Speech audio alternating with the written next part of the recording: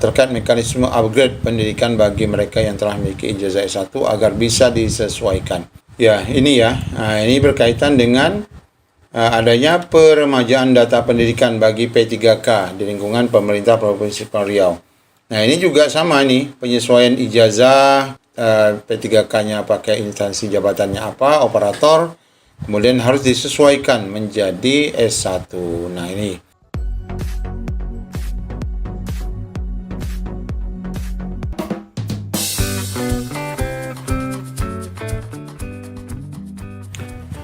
Ya, setelah kita menerima informasi adanya surat Mendagri kepada Pemda agar mengirimkan nama-nama P3K yang perlu dibantu dalam keuangan. Nah, kita dapati sejumlah Pemda merespon surat Mendagri tersebut. Meskipun banyak dari pentolan-pentolan P3K merasa khawatir, Pemda tidak peduli. Kemudian informasi lain berkaitan dengan rekan-rekan yang kemarin downgrade. Ini ada kabar untuk rekan-rekan semua. Bagaimana info lengkapnya, ikuti video ini sampai selesai. Ya, sebagaimana kita ketahui pada video sebelumnya kita sudah sampaikan adanya surat dari Kemendagri. Ini berkaitan dengan permintaan data pemerintah daerah yang tidak mampu membayar kebutuhan belanja pegawai ASN daerahnya.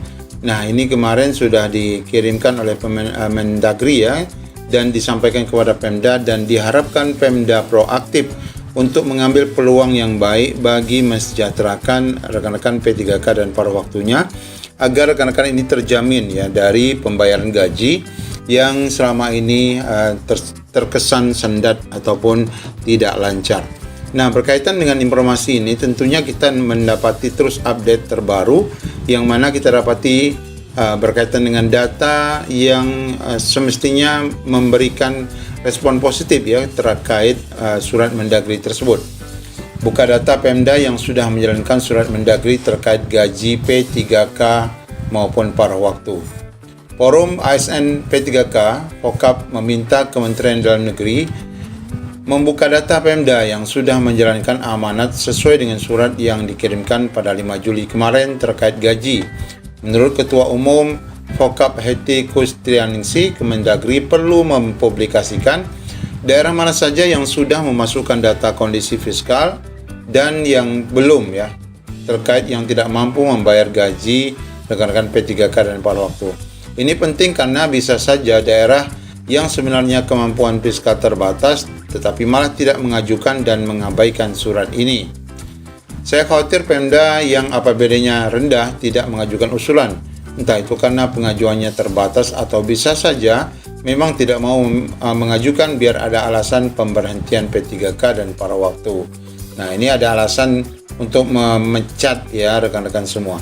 Guru P3K yang juga Ketua Perhimpunan Guru PAUD Wilayah Semarang ini menambahkan, publikasi data juga penting bagi P3K dan paruh waktu, mereka bisa mengawal di masing-masing daerah. Jadi memang kita berharap memang adanya keterbukaan Pemda, tapi pastinya bagi Pemda yang mengusulkan atau tidak kan kita tidak tahu Nah, ini ada sebaiknya memang Mendagri yang memposting daerah-daerah yang sudah mengusulkan ataupun yang belum ataupun yang tidak mengusulkan. Kemendagri perlu memperpanjang waktu pengajuan datanya dan mendorong Pemda yang APBD-nya rendah untuk proaktif demi menyelamatkan nasib P3K dan paruh waktunya. Ya, kalau kita lihat dari surat yang disampaikan, ini tenggat waktunya sangat mepet Bapak Ibu.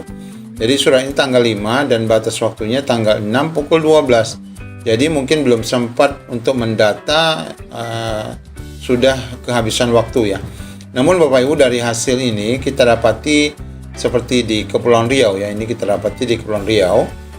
Kemendagri buka opsi bantu gaji ASN daerah. Sekda Prop yaitu Ibu Misni sudah mengatakan kita sudah tindak lanjuti. Nah, ini alhamdulillah bagi daerah-daerah yang memang walaupun singkat waktunya tetap peduli. Ini dikatakan di sini bahwa pemerintah pusat membuka peluang membantu pemerintah daerah yang mengalami kesulitan memenuhi belanja pegawai. Kebijakan tersebut dituangkan dalam surat Kemendagri sebagaimana yang kita lihat tadi, yaitu meminta pemerintah daerah mendata kemampuan belanja pegawai yang memberatkan ataupun yang tidak mampu dibayar. Surat edaran yang ditandatangani Sekretaris Jenderal Kemendagri Tom Sitohir itu menjadi dasar pemerintah pusat untuk menghimpun data sekaligus menganalisis daerah yang mengalami tekanan pada APBD-nya. Nah, salinan yang diterima oleh Ulasan.co ataupun media ini menyebutkan pemerintah daerah yang mengalami keterbatasan anggaran diminta menyampaikan 3 informasi kepada direktorat, yaitu berkaitan dengan jumlah pegawai, total belanja, serta besaran kekurangan. Data disampaikan paling lambat hari Senin 6 kemarin ya. Menanggapi kebijakan tersebut, Provinsi Kepulauan Riau memastikan surat edaran itu telah langsung ditindaklanjuti. Alhamdulillah ya untuk rekan-rekan di Kepulauan Riau ini sudah ditindaklanjuti. Menurutnya Pemprov Kepri telah menyampaikan tindak lanjut sehari setelah menerima surat. Sudah kita tindaklanjuti katanya. Mesti melalui kebijakan tersebut menjadi angin segar bagi pemerintah daerah yang selama ini menghadapi tekanan belanja APBD di daerah, apalagi memang dengan Undang-Undang HKPD ya. Lebih lanjut, mesti berharap kebijakan tersebut dapat berkembang menjadi solusi jangka panjang. Salah satunya memang berharap agar pembayaran gaji ASN ini ditanggung melalui dana DAU dari pusat, yaitu ya dari APBN ya. Kita berharap ke depan gaji para pegawai ini ditanggung dari DAU atau memang murni dari APBN ya. Selamat ya, mudah-mudahan ini terwujud. Nah, ada kabar kedua Bapak Ibu untuk rekan-rekan yang kemarin sempat mengalami downgrade, terutama dari S1 ke SMA. Ini ada info penting ya bagi rekan-rekan semua. Mari kita lihat informasi dari Jakarta, info penting bagi rekan-rekan yang downgrade, di mana informasi ini muncul setelah Persatuan P3K pada waktu Indonesia, DKI dan Ketua Asosiasi Pekerja Indonesia Nurbaiti beraudiensi dengan Haji Ahmad Yani, anggota fraksi PKS DPRD Jakarta. Audiensi tersebut juga dihadiri oleh BKD DKI di Jakarta ya. Ini untuk sementara untuk wilayah Jakarta barangkali, tapi ini juga menjadi acuan ya. Menurut Ketua Umum PPWI Jakarta Andi Siswanto, dalam audiensi itu terdapat sejumlah informasi penting yang disampaikan pejabat daerah.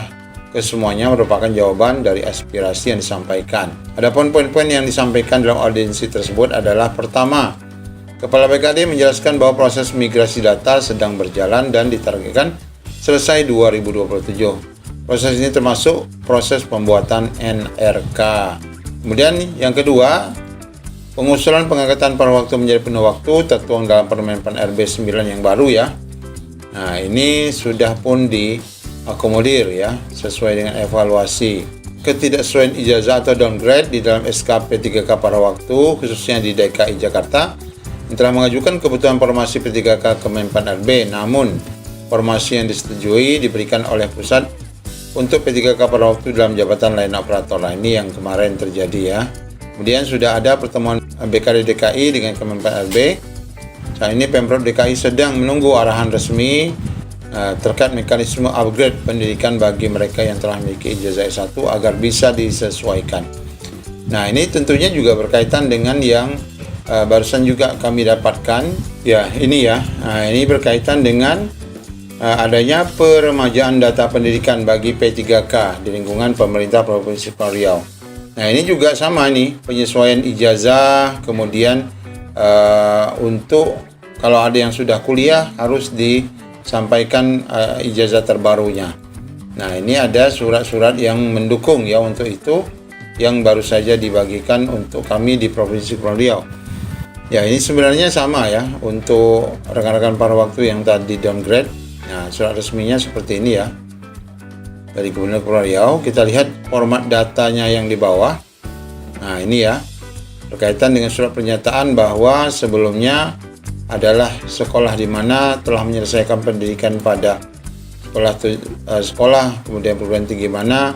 Nah, artinya bagi rekan-rekan yang jenjang SMA nanti dapat digunakan ini juga ya, P3K-nya pakai instansi jabatannya apa, operator, kemudian harus disesuaikan menjadi S1.